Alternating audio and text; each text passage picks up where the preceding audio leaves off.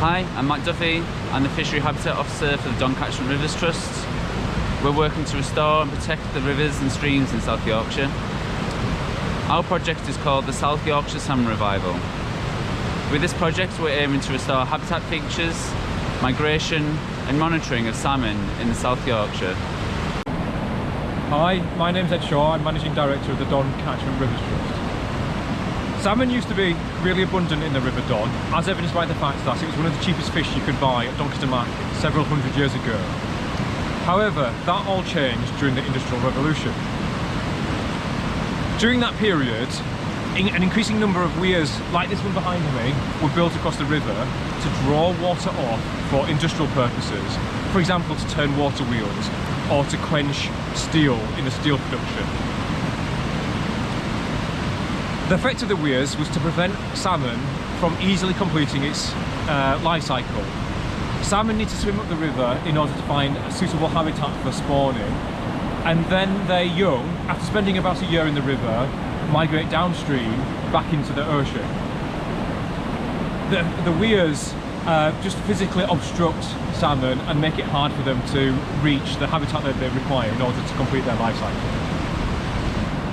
A further impact of the Industrial Revolution, which was as devastating, if not more devastating for salmon, was the gross pollution of the river caused by both the industry and also the burgeoning population of centres like Sheffield and Doncaster and Rotherham.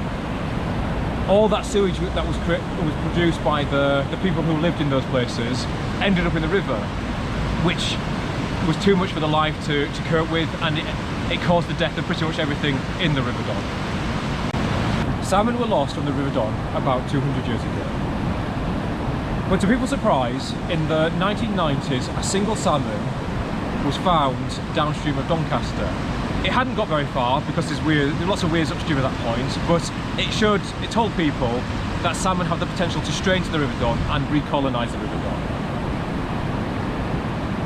That galvanised a movement to start putting fish passes on the weirs in the River Don, with the hope that it would enable salmon to be able to once again migrate through the river and recolonise the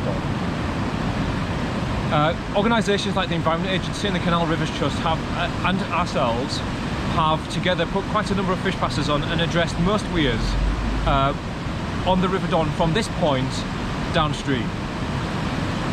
This effort, it appears to be working because in recent years we've seen the salmon reaching Sheffield for the first time in 200 years. But this is just the beginning of the story. We want to continue their journey further upstream into the upper reaches of the Upper Don, where their habitat is better for them to spawn. We also need to think about monitoring. We want a better understanding of what salmon populations are doing on the Don.